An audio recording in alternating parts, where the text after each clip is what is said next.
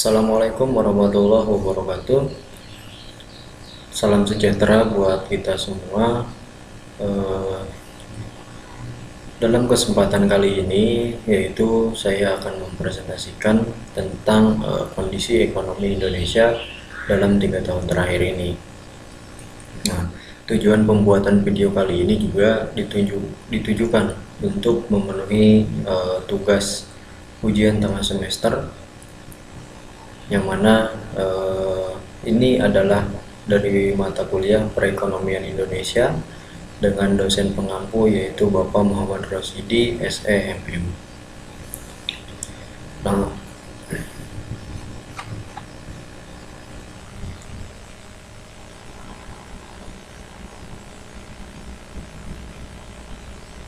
langsung kepada pembahasan. Nah, dalam perekonomian Indonesia dalam 3 tahun terakhir yaitu terjadi ancaman baru, di mana ini terjadi pada tanggal 31 Desember 2019. Itu Badan Kesehatan Dunia WHO, China Country Office melaporkan telah ditemukan kasus pneumonia yang belum diketahui etologinya di kota Wuhan, Cina. Lalu dari sini pemerintah Indonesia melalui peraturan pemerintah nomor 21 tahun 2020 yang dilandasi pasal 60 Undang-Undang nomor 6 tahun 2018 tentang karantina kesehatan. Nah, berlandaskan pada pertimbangan epidemiologis, sumber daya, ekonomi, sosial dan budaya, keamanan dan besarnya ancaman efektivitas.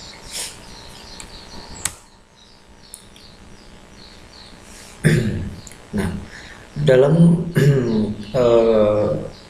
melalui peraturan pemerintah tadi, pemerintah Indonesia memberlakukan kebijakan PSBB, yang mana PSBB itu sendiri adalah pembatasan sosial berskala besar. Ini terjadi atau kebijakan ini keluar setelah adanya pandemi atau virus COVID-19, yang mana kebijakan PSBB ini yaitu pemerintah membatasi, yaitu untuk melakukan kegiatan pembelajaran atau persekolahan dari rumah, lalu pembatasan kegiatan keagamaan, yang ketiga yaitu pembatasan kegiatan lainnya di tempat umum seperti mal, tempat bermain anak, dan lain sebagainya. Lalu dalam kebijakan PSBB juga ini terjadi pada kegiatan ekonomi, yang mana kegiatan ekonomi itu sendiri yaitu kegiatan masyarakat untuk membuat pilihan dengan menggunakan uang untuk memenuhi kebutuhan hidupnya, yang mana kegiatan ekonomi ini meliputi produksi, distribusi, dan juga konsumsi. Nah, ada 4 faktor yang mempengaruhi perekonomian. Yang pertama yaitu ada sumber daya alam, yang mana di sini adalah mencakup tentang alam. Yang kedua organisasi, yang ketiga mekanisme kerja, dan yang keempat yaitu faktor produksi lainnya. Lalu selanjutnya yaitu ada perdagangan, yang mana perdagangan ini adalah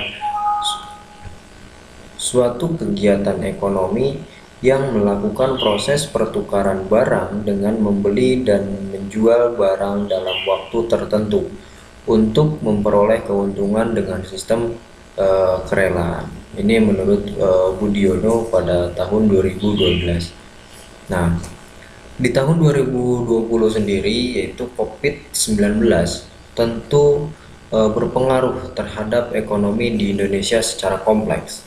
Nah, salah satu indikator yang diukur adalah terjadinya pelemahan rupiah terhadap US dollar dan mata uang asing seiring dengan bertambahnya kasus COVID-19 yang berada di negeri kita, yaitu Indonesia. Ini COVID-19 ini benar-benar melumpuhkan atau memperlambat perekonomian di Indonesia. Bukan hanya saja perekonomian, tapi hampir semua kegiatan-kegiatan yang ada di Indonesia itu benar-benar berpengaruh. COVID-19 ini mempengaruhi segala sektor ekonomi dari segala sektor yang ada di Indonesia. Nah, apa saja yang mempengaruhi atau ekonomi perdagangan yang lemah selama pandemi ini? Di sini yang pertama yaitu ada ekspor, yang mana pada Januari 2020 ini naik sebesar 4,35 dari bulan Desember 2019. Lalu yang kedua ada harga perdagangan Indonesia, yang ketiga ada harga produsen, yang keempat pariwisata, dan yang kelima upah buruh. Di sini ada harga perdagangan Indonesia, yang mana ini mencakup kepada ambil contoh kita rata-rata untuk harga beras. Ditinjau tingkat perdagangan besar itu pada bulan Desember naik sebesar Rp63 dibanding November tahun 2020.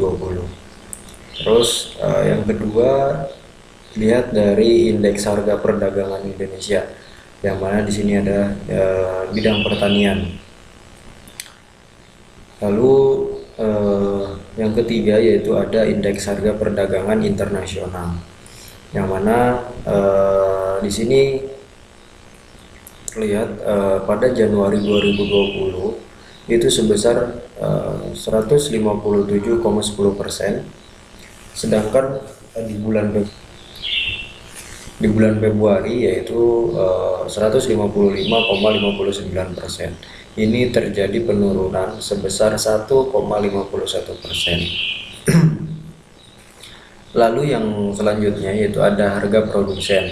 Harga produsen di sini meliputi harga gabah, harga beras, indeks harga, dan inflasi harga produsen.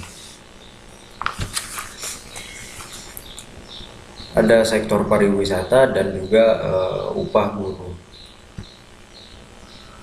Nah, lalu bagaimana pertumbuhan ekonomi Indonesia saat ini dan juga setahun terakhir?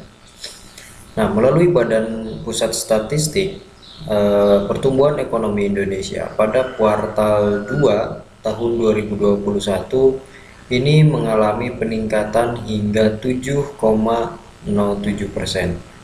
Nah, secara tahunannya, ekonomi Indonesia triwulan kedua tahun 2021 ini mengalami pertumbuhan sebesar 3,31% dari triwulan sebelumnya. Nah, peningkatan ekonomi Indonesia ini pada triwulan 2021 ini terutama didorong oleh peningkatan kinerja ekspor,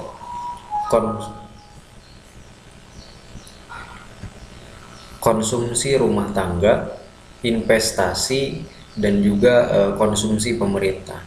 Nah, perbaikan ekonomi ini menunjukkan bahwa Indonesia berhasil bangkit setelah mengalami tekanan selama beberapa triwulan terakhir akibat COVID-19. Nah, 5 sektor kontribusi utama dalam peningkatan ekonomi di Indonesia. Yang pertama yaitu industri pengolahan, yang kedua pertanian, yang ketiga perdagangan, yang keempat konstruksi, dan yang kelima yaitu pertambangan. Nah, selain dari 5 sektor ini juga di dalam bidang kesehatan Penguatan strategi pengendalian pandemi COVID-19 ini juga terus dilakukan, akselerasi vaksinasi melalui pemberian dosis vaksin hingga dosis ketiga yaitu booster ya. Ini terus ditingkatkan sehingga akan menambah kepercayaan masyarakat dalam melakukan aktivitas ekonomi pada tahun ini gitu. Nah, pemerintah tetap melanjutkan program PEN dengan alokasi anggarannya yaitu sebesar 455,6 triliun dan akan dilakukan front loading pada triwulan 1 2022 nanti, tahun sekarang ya, triwulan 1 pada tahun ini. Nah, front loading dilakukan di berbagai kebijakan insentif fiskal dan perlindungan sosial. Dan kebijakan ini akan mengamankan momentum pemulihan ekonomi nasional. Nah, pertumbuhan ekonomi Indonesia juga terlihat dari pertumbuhan positif sejak triwulan kedua hingga triwulan keempat tahun 2021. Nah, meskipun sedikit mengalami koreksi ya pada triwulan ketiga karena kemunculan varian Delta. Nah, BI memproyeksikan pertumbuhan ekonomi Indonesia itu di tahun 2020 atau di tahun sekarang itu memperkirakan akan meningkat hingga mencapai 5,5% dari angka 3,2 sampai 4% pada tahun 2021 kemarin. Nah, hal ini didukung oleh vaksinasi, pembukaan sektor ekonomi dan stimulasi kebijakan. Jadi Bank Indonesia ini memperkirakan kenaikan karena ini didukung oleh pemerintah melalui program vaksinasi, pembukaan sektor ekonomi dan juga stimulasi kebijakan. Nah, sinergi antara kebijakan yang erat dan kinerja ekonomi tahun 2021 menjadi modal untuk semakin meningkat dan optimis akan pemulihan ekonomi di tahun 2022 ini. Nah, instrumen kebijakan apa aja itu yang dikeluarkan oleh BI pada tahun 2022 ini? Yang pertama yaitu ada kebijakan moneter, yang mana kebijakan moneter ini lebih diarahkan untuk menjaga stabilitas baik pencapaian sasaran inflasi dan stabilitas nilai tukar maupun stabilitas makroekonomi dan sistem keuangan. Yang kedua yaitu ada kebijakan makroprudensial. Nah, kebijakan makroprudensial ini longgar akan tetap dilanjutkan dan bahkan diperluas untuk mendorong kredit dan pembiayaan perbankan pada sektor-sektor prioritas dan UMKM guna mempercepat pemulihan ekonomi nasional sekaligus menjaga stabilitas sistem keuangan dan mengembangkan ekonomi dan keuangan hijau. Lalu selanjutnya yaitu ada kebijakan sistem pembayaran yang mana digitalisasi sistem pembayaran ini terus diperluas untuk mengakselerasi ekonomi dan keuangan digital nasional, antara lain melalui penguatan konsolidasi industri, pengembangan infrastruktur sistem pembayaran yang modern. Ini meliputi QRIS, Snap, BIPASS. Nah, termasuk perluasan QRIS juga dengan target 15 juta pengguna.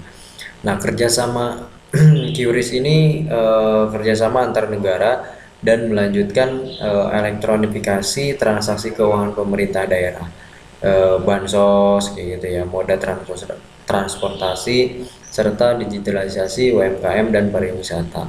Nah, ini bisa terlihat dari keuangan pemerintah daerah kayak bansos. Sekarang itu kan ada istilahnya bantuan tunai gitu. Terus ada moda transportasi, kita lihat sekarang yaitu angkutan-angkutan umum dan juga transportasi itu tidak, apa ya istilahnya, sekarang sudah modern gitu. Sudah modern, hanya menggunakan kartu kayak misalkan e-tol gitu. Bahkan transportasi umum kayak Transjakarta atau bahkan angkot-angkot yang ada di Jakarta itu si pengguna hanya menempelkan kartu untuk pembayaran gitu.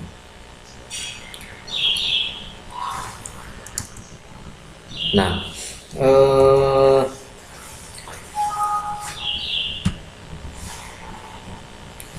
dari pembahasan ini dapat disimpulkan bahwa besar harapan kita semua tentunya di dalam pemulihan ekonomi ini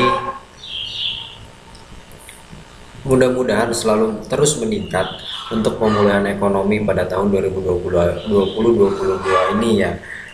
Meskipun